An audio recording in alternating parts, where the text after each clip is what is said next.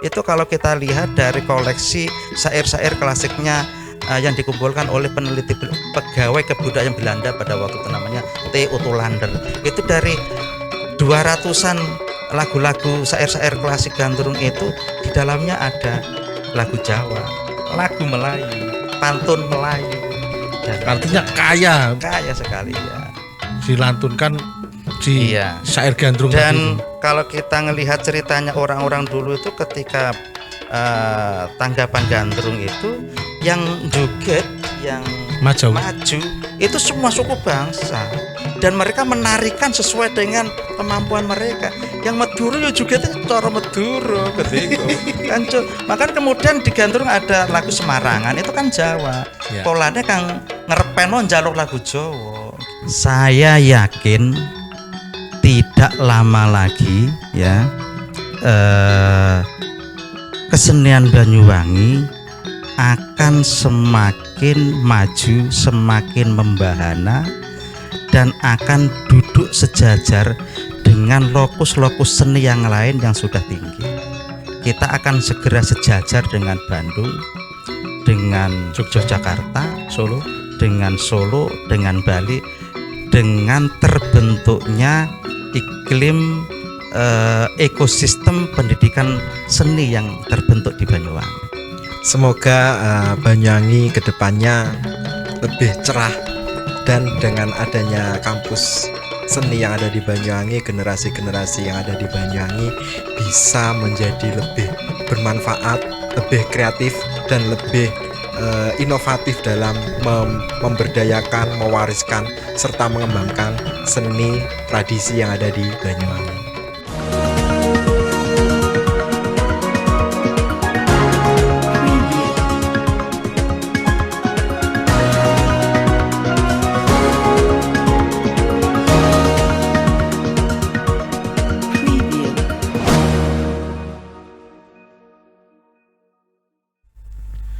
Selamat sore pemirsa Banyuwangi 1 TV, kembali di program Rehat Sore bersama saya Dedi Jumhardianto, dan telah hadir di studio Banyuwangi 1 TV kita bersama Bapak Hasan Basri, Ketua Dewan Kesenian Belambangan Banyuwangi, dan juga salah satu seniman muda Banyuwangi, Kang Adlin Mustika. Dan di sore hari ini kita akan ngobrol jauh mengenai kemarin tanggal 29 April diperingati sebagai Hari Tari Sedunia, yang tentu sangat menggelora di bumi Belambangan Banyuwangi dengan pertunjukan seniman muda Banyuwangi yang memperingati Hari Tari dengan berbagai cara di ruang terbuka hijau RTH Kecamatan Singojuru.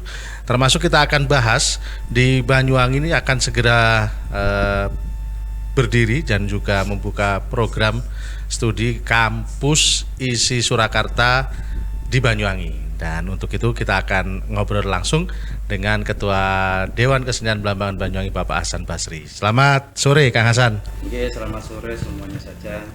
Bagaimana kabar hari ini? Alhamdulillah baik. Alhamdulillah baik. Yang kedua Kang Adlin Mustika. Ganti kabar ya Kang Adlin. Alhamdulillah apik. Sehat ya? Alhamdulillah sehat. Langsung saja ini pemirsa kita sapa dengan Pak Hasan Basri. Pak Hasan Basri, kemarin Hari Tari Sedunia di Banyuwangi diperingati cukup menggembirakan. Bagaimana kemarin peringatan Hari Tari Sedunia di Banyuwangi? Semangat gitu untuk terus mengembangkan dan melestarikan kesenian Banyuwangi. Kecintaan itu tidak akan tergantikan dalam suatu situasi apapun, dalam keadaan sulit misalkan begitu, karena kita ada kecintaan terhadap kesenian Banyuwangi, maka apapun itu bisa dilaksanakan aktivitas berkesenian gitu. Dan itu sudah menjadi bagian hidup masyarakat di Banyuwangi. Kalau kita meruntut sejarah berkesenian kita sejak sebelum kemerdekaan gitu ya sampai sekarang, itu memang begitu. Ada yang mengatakan sih DNA masyarakat Banyuwangi itu adalah DNA seni ya, gitu. Jadi sebelum lahir pun masih di kandungan itu bunyi-bunyi indah dalam bentuk gending, banyak dalam bentuk tembang, kemudian dalam iringan musik itu mewarnai memperkaya, memperindah rasa estetis bayi dalam kandungan. Suara-suara bunyi-bunyian ini ya. Jadi sudah mulai dalam kandungan ini.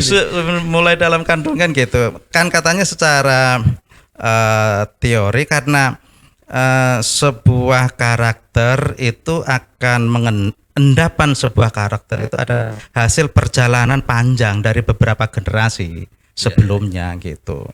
Jadi ketika nenek moyang kita atau leluhur kita itu memang sukanya berkesenian, menari, musik, itu akan terekam juga sampai ke cucu-cucunya.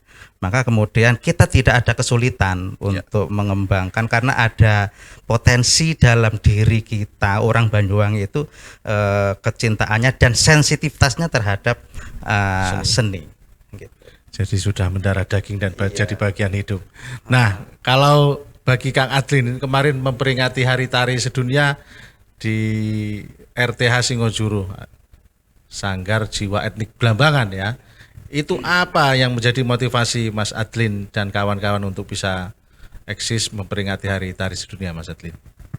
Yang pertama yaitu yang menjadi motivasi kami dalam melaksanakan kegiatan Hari Tari yaitu generasi muda yang sangat luar biasa, yang sangat potensi dan yang menurut saya paling pas yaitu SDM-nya yang sangat luar biasa. Kenapa? Karena di Singojuru sendiri itu salah satu seninya itu menurut saya itu akulturasinya sangat banyak di sana. Di sana ada grup musik, juga ada grup tari, ada grup kuntulan dan lain sebagainya, janger dan lain sebagainya. Nah, motivasi itu yang kami kami jadikan dalam kegiatan itu untuk memberikan sebuah wadah kepada generasi muda untuk meneruskan serta mengembangkan kreativitas seni tradisi yang ada di Banyuwangi dan Singojuru khususnya.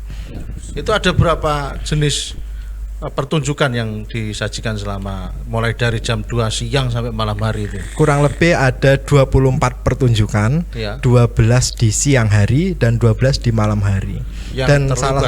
Yang terlibat kurang lebih 140 peserta.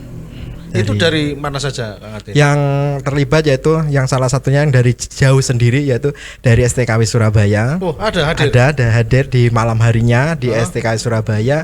Terus ada dari Kalibaru dan ada juga dari Karangsari Sempu, juga ada dari Songgon dan dari Singojuru sendiri itu. Itu bagaimana cara Anda mengkoordinir para seniman-seniman untuk bisa tampil di satu event yang kami membuka kerjasama open recruitment kepada teman-teman sanggar yang ada di Banyuwangi untuk bisa merayakan sebuah perayaan, partisipasi merayakan sebuah perayaan yang ini loh momen untuk kita sebagai orang-orang tari khususnya untuk bisa memberikan sebuah wadah, juga memberikan sebuah generasi emasnya untuk bisa memberikan karya yang spektakulernya pada hari tersebut sebagai bentuk rasa syukur dan juga perayaan yang indah itu tadi, Pak. Dan itu disaksikan terbuka untuk masyarakat umum dan gratis begitu ya? Ya, gratis, alhamdulillah gratis. Kami suguhkan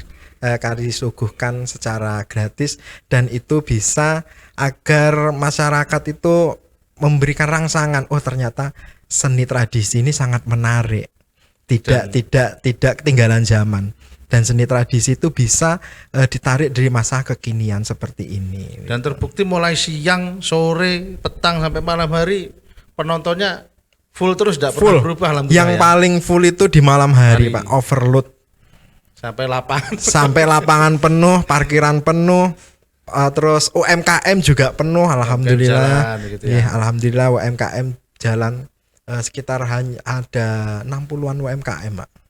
60 UMKM yang ada di sana, yang terdaftar pada kami itu sekitar 64 yang terdaftar pada kami, yang belum terdaftar yang UMKM yang kecil-kecil itu, Pak. Yeah. Seperti Asongan Pentol dan lain sebagainya. Pentol Cilok dan lain-lain gitu. Itu yang dari luar yang dari luar, belum yang dikoordinir yang belum dikoordinir oleh panitia gitu. Dan dulu kalau kita lihat Kang Hasan di RTH Singojuru ini paling aktif menggelar ada pertunjukan seni setiap dulu sore hari itu ya. Iya, Tabuhan Soren. Tabuhan Soren. Tabuhan ya. Soren. Oh, Jadi Mas Adlin juga yang meng-create ya. Itu sampai sekarang bagaimana itu Kang Adlin? Untuk Selain Tabuhan, artinya kan pertunjukan hari tari ini, pertunjukan seni itu kan bukan baru kemarin sore kan iya, di betul. Banyuwangi. Tapi sudah berproses sejak lama, mulai dari ada Tabuhan Soren itu. Iya, betul. Nah, itu gimana itu dulu? Jadi konsep Tabuhan Soren itu adalah pemanfaatan ruang kosong guna memperdayakan ruang waktu luang kepada generasi muda untuk istilahnya meninggalkan gadget selama 2 jam. Itu konsep utamanya. Pemanfaatan ruang kosong yang ada di RTH aja. Mumpung RTH iki timbangannya kosong, kita manfaatkan sebagai ruang seni istilahnya. Jadi dari kami, dari tim Sanggar sendiri mempunyai anak didik. Dari anak didik itu bisa diberikan ruang, istilahnya ruang ekspresi, yaitu di Tabuhan Soren itu. Jadi kita latihan di setiap minggunya, nanti setiap bulannya nanti akan ada tampil dengan konsep yang sederhana, tidak memakai baju yang full. Mungkin pakai sewek saja. Ya, itu untuk melatih melatih mental juga, terus melatih komunikasi antar sesama. Karena mungkin saat ini mohon maaf, karena anak-anak sekarang sudah mulai terpengaruh adanya gadget. Individualisnya sudah mulai terasa. Maka dari itu untuk merekat suatu gotong royongan, terus memberikan rasa toleransi dan lain sebagainya, kita memanfaatkan ruang-ruang kosong itu untuk menjadikan agar generasi-generasi kreatif dan inovatif itu kan. Kalau boleh tahu di Jiwa Etik Belambangan sampai hari ini ada berapa anak-anak yang aktif di berkegiatan? Untuk peserta didik kami itu ada 152 dari berbagai desa dan kecamatan. Yang paling jauh itu dari Glenmore. Itu sampai ke Singojuru. Ada sampai yang ke Singojuru. Hanya itu di sana itu diajarkan seni tari dan seni musik. Seni tari dan seni musik. Di dalamnya kami juga mempunyai kurikulum dalam suatu manajemen sanggar itu, Pak. Jadi anak-anak didik kami berikan wawasan, kami berikan praktek, juga kami berikan tentang filosofi yang ada di seni tari itu sendiri. Contoh, anak kecil, maksud ya anak kecil disuruh menarikan jaran goyang. Itu hal-hal kesenian tarian-tarian itu kan masih belum pas untuk anak kecil. Nah, kami memberikan edukasi juga kepada teman-teman orang tua, juga teman-teman sanggar dan peserta didik itu sendiri. Artinya gerak tari ini disesuaikan dengan batasan usia, sesuai yang mereka ketahui. Iya. Misal kalau anak-anak bermain oncelang kidang atau tari sejenis mainan seusianya. Karena apa? Ragam gerak tari ini kan sangat luas. Jika kita memberikan terlalu dalam keadaan yang kecil-kecil itu, khawatirnya nanti takutnya disalahgunakan. Maka dari itu kami memberikan hal-hal yang paling dasar dulu. Paling dasar, nanti ada tingkatannya, sampai hal yang mencipta. Maksudnya yang mencipta ini dari yang teman-teman yang senior itu bisa memberikan sebuah gerakan-gerakan baru. Akan tetapi dasarnya ini harus kita kuatkan pondasinya agar tidak terlepas dari pondasi-pondasi atau struktur-struktur tari atau pakem yang sudah dibuat oleh para leluhur-leluhur kami seperti itu. Kang Hasan, ini kan di Banyuwangi banyak tumbuh berkembang berbagai sanggar di Banyuwangi. Kalau di sepengetahuan di DKB sendiri bagaimana Kang Hasan perkembangan sanggar seni di Banyuwangi? Ini kan setelah teman-teman kreator, teman-teman seniman muda ini setelah lulus S1 seni, ada yang musik, ada yang tari, ini memberikan warna tersendiri, dinamika sendiri terhadap warna perkembangan kesenian di Banyuwangi.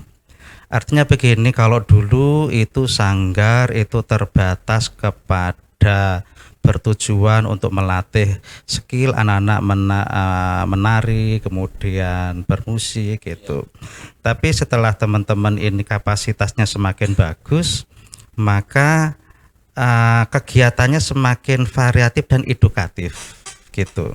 Artinya begini, nanti kita bertahap akan kita komunikasikan dengan teman-teman pemilik sanggar itu agar sanggar seni itu menjadi bukan kompetitor tetapi untuk memperkuat pendidikan formal yang ada, memperkaya gitu, memperkaya pendidikan formal yang di sekolah atau di madrasah. Artinya begini, di sanggar itu kan kelebihannya adalah nuansa bermainnya lebih kuat. Ya. Nah, itu yang barangkali itu sedikit kurang didapatkan secara maksimal di sekolah. Di sekolah itu kan masuk, kemudian kan baris, kemudian masuk dalam kelas gitu kan, ya. Kemudian istirahat 30 menit. Bermain-mainnya itu saja gitu kan. Ya. Sementara anak-anak itu kalau dilihat dari kebutuhannya untuk anak SD sampai SMP kelas 2 sampai kelas 3 itu pun unsur waktu bermainnya sebenarnya perlu ditambah gitu ya. Karena dengan bermain itu internalisasi nilai itu akan diserap secara natural, bukan secara satu arah begitu. Artinya begini, ketika anak-anak itu sambil belajar menari ya kan, sambil belajar musik seperti di sanggarnya Mas Adlin di RTH Singonjuru, itu nanti bisa diperkaya dengan kegiatan-kegiatan yang mengasah dinamika kelompok ya kan, mengasah solidaritas kelompok, ya. Mengasah juga merespon keindahan alam gitu kan. Banyak hal lah yang bisa dilakukan. Banyak hal yang dilakukan oleh teman-teman sanggar itu dengan memanfaatkan waktu yang panjang, kemudian tapi dengan nuansa riang, santai, tapi di sana anak-anak itu secara nggak sengaja mendapatkan nilai-nilai yang dibutuhkan dia untuk dalam bermasyarakat. Ya. Bukan hanya dalam berkesenian saja, tapi dalam bermasyarakat. Karena ke depan keterampilan hidup ya, keterampilan hidup itu selain keterampilan skill untuk memenuhi kebutuhan hidup, tapi juga adalah pengembangan karakter. Bagaimana menghargai orang gitu kan. Bagaimana ketika bertemu dengan orang yang lebih tua seperti apa. Itu menurut saya sanggar itu memiliki kesempatan yang lebih luas daripada pendidikan formal. Menurut saya begitu ya. Tinggal kita mendesain kegiatan kita di sanggar itu lebih terprogram gitu. Jadi selain anak itu punya skill berkesenian ya, tapi di situ tertanam juga karakter-karakter yang dibutuhkan dia besok ketika bermasyarakat. Nah, itu nilai plusnya begitu. Nilai plusnya di situ, dan ini kesempatan bagi sanggar untuk berperan di situ gitu. Dan saya yakin nanti masyarakat akan menilai lah gitu ya. Ketika anak saya ikut di sanggar malah kemudian HP-nya berkurang misalkan begitu ya. Karakternya kemudian bisa karakternya terus bisa bagus, kemudian attitude-nya bagus ya. Itu nanti justru sanggar itu menjadi pendidikan alternatif yang dipilih oleh masyarakat gitu. Makanya kan penting terus memperbaiki sistem pembelajarannya. Misalkan begini, anak-anak itu berkesenian itu sebenarnya itu kebutuhan hakiki jiwanya. Berkesenian itu kebutuhan hakiki ya, natural, alamiah, sunatullah. Setiap orang itu pasti menyukai kesenian gitu ya. Nah, ketika kita berkesenian mengalir dalam hukum alam, sunatullah itu tadi, di situ jangan dicederai dengan peristiwa-peristiwa yang melukai perasaan si pelaku anak ini. Misalkan begini, komunikasi dengan anak-anak misalkan dihindari yang mencemooh misalnya gitu kan, yang justru itu nanti mendowngrade-kan mental anak-anak. Jadi ketika anak-anak salah menari, juga salah misalnya, yang iki ndok iki kurang medek yang sidik biarnya. Ojo diuel maksudnya gitu. Jangan dimarahi. Nah, disitulah kemudian dengan berkesenian itu, apalagi kemudian ditutup pada event-event tertentu, ada panggung yang terhormat seperti Mas Adeline, itu anak-anak sangat luar biasa itu. Itu memorinya besok sampai tua melekat itu. Saya menjadi dihormati, saya menjadi sangat bangga terhadap diri saya ketika saya berkesenian bersama Pak Adlin. Saya dipanggil ke panggung, kemudian ibu saya tahu. Itu menumbuhkan rasa percaya diri yang luar biasa ya. Nah, disitulah sebenarnya nilai luhur, tujuan luhur dari pendidikan. Dan itu bisa diambil, bisa ditempuh, itu bisa terjadi di sanggar. Karena sanggar itu kan sambil bermain. Gitu loh, sambil bermain. Saya lihat misalkan di sanggar lain kadang-kadang diajak ke pantai gitu kan, sambil olah tubuh gitu. Olah tubuh tidak harus di ruang tertutup, tapi di lapangan di RTH ini bisa olah tubuh. Jadi saya membayangkan teman-teman ini dengan perannya di situ di pendidikan itu, besok teman-teman ini ngunduh ganjarannya besok.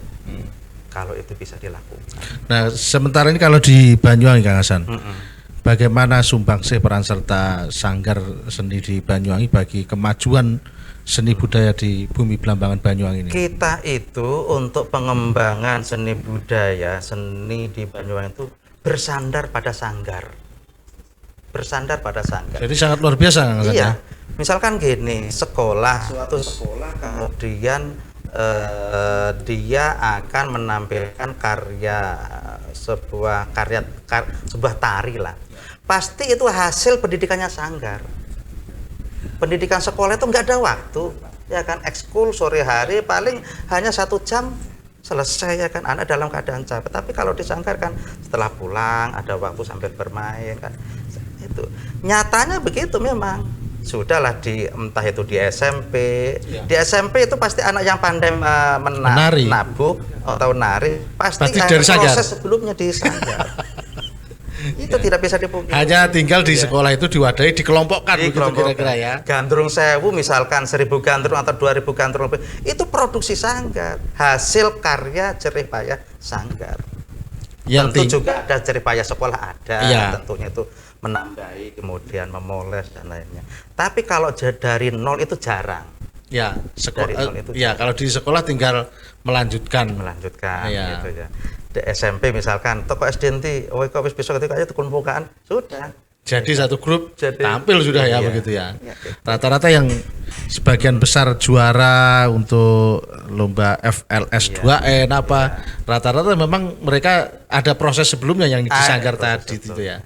Nah, berkaitan dengan kemajuan seni budaya di Banyuwangi, tentu di Banyuwangi sudah sangat komplit lah ya. Kalau kita ngomong seni, lulusan sarjananya juga sudah banyak saya kira dibanding era tahun 90-an yang mungkin jumlahnya cukup terbatas. Dan di Banyuwangi saat ini kan seniman-seniman ini rata-rata sudah seniman muda, memiliki gelar akademik yang luar biasa. Nah, berkaitan dengan itu kan tentu harus di Banyuwangi sendiri. Sementara ini kan banyak dari adik-adik warga masyarakat Banyuwangi yang begitu lulus SMP, mereka sudah berkesenian, kemudian SMA. Nah, setelah itu mereka itu rata-rata masih harus keluar kota, Hasan, untuk bisa melanjutkan jenjang pendidikan formal yang ada kaitannya dengan seni. Di Banyuwangi sendiri masih belum ada ini, Hasan. Nah, ini sampai sejauh ini bagaimana upaya dari Dewan Kesenian Blambangan?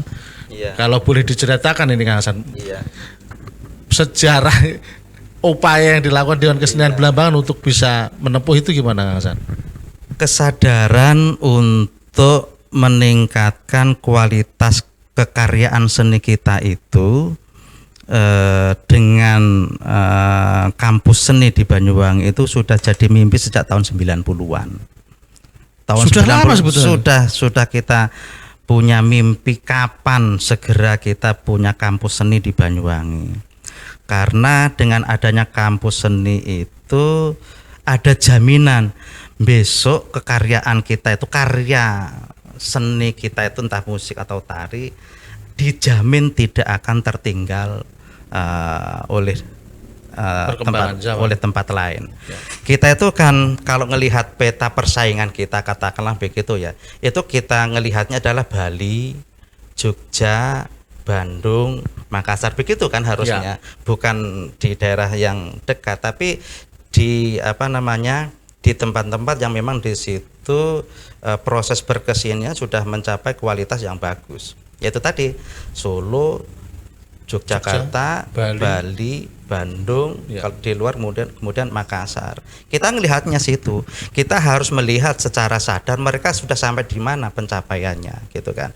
Kita tahu dibandingkan dengan Jogja, misalkan dengan Bali, kita tertinggal di bidang itu. Artinya kita memiliki potensi berkesenian kita, skill kita itu sangat SDM alamiah. Tapi kalau tidak ada pengembangan, kita berhenti, stop. Ya kan, maka kekaryaan kita hanya berhenti kepada Pak Tohan saja. Sedangkan zaman ini terus berkembang, terus berubah, begitu kan. Tidak mungkin karya seni itu, musik, tari itu berhenti pada titik tertentu kemudian nggak berkembang. Nah, berkembang itu akan menjadi bagus perubahannya kalau melalui pendekatan akademik. Nah, itu tahun 90-an sudah kita sadari betul, antara lain pada waktu itu kita langsung komunikasi dengan Dewan Kesenian Jawa Timur DKJT. Ada dulu namanya, saya lupa, sering bertamu dengan Pak Sauni. Kemudian Pak Sauni berinisiatif menyelenggarakan STSI, ya kan. Kemudian di Banyuwangi Kota ada almarhum Pak Haji Armaya, waktu itu mendirikan perguruan tinggi seni juga. Sudah berdiri, kemudian beberapa tahun kemudian hilang. Kemudian STKW Surabaya juga pernah punya kampus di Banyuwangi, tempatnya dulu di Poliwangi, sekarang kemudian LKP dulu ya. Iya, itu kemudian pun dapat berapa tahun itu berhenti juga, ya kan. Tapi hasilnya lumayan, teman-teman sekarang yang aktif itu juga lulusan dari itu. Nah, kemudian setelah nggak ada itu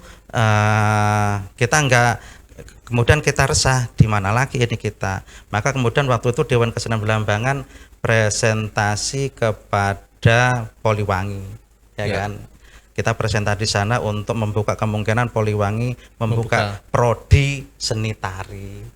Kita punya SDM ini dan seterusnya. Kita presentasi di sana, tapi kemudian masih belum bisa dilaksanakan karena ada sesuatu hal, antara lain di Poliwangi itu belum ada dosen tetap di bidang itu. Kan syaratnya kalau perguruan tinggi negeri itu ada dosen tetapnya. Nah, kemudian kita dengan Kang Dedi juga di PCNU, ya kan, kita presentasi di sana, di ETS itu juga direspon dengan bagus, tapi kemudian ada hal tertentu nggak bisa kelaksanaan sampai sekarang.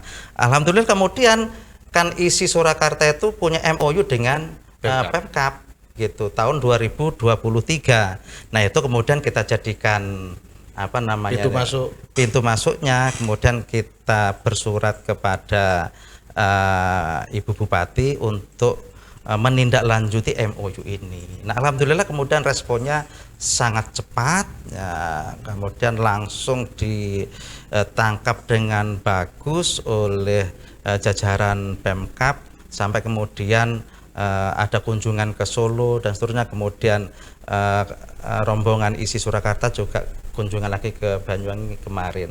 Akhirnya diambil sudah clear, ini tahun ini kita akan buka untuk prodi etnomusikologi dan tari gitu. Jadi sementara masih 2 prodi dulu. 2 prodi itu dulu. Itu pun kita masih menggunakan jalur mandiri. Karena proses perizinan PSDKU, program studi di luar kampus utama itu harus ini kan masih proses perizinan, butuh waktu 1 tahun begitu. Nah, yang persyaratannya itu di Dikti itu boleh membuka PSDKU apabila prodi itu kategori akreditasinya A atau unggul. Kalau akreditasinya itu tidak unggul, tidak boleh membuka PSDKU. Tepat jauh gitu. Nah kebetulan di ISI Surakarta itu etnomusikologi dan tari itu akreditasinya unggul, maka boleh membuka di sini.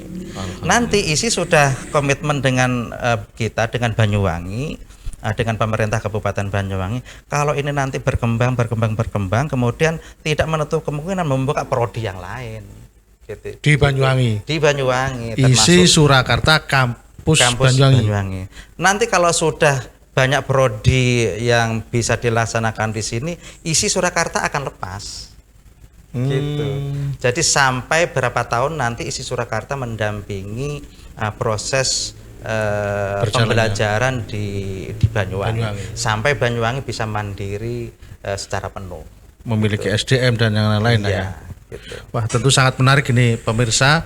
Jadi tahapannya sudah sejauh itu, dan bagaimana nanti kelanjutan dari proses pendirian kampus ISI Surakarta Cabang Banyuwangi atau kampus Banyuwangi, kita akan rehat sejenak usai jeda pariwara berikut ini.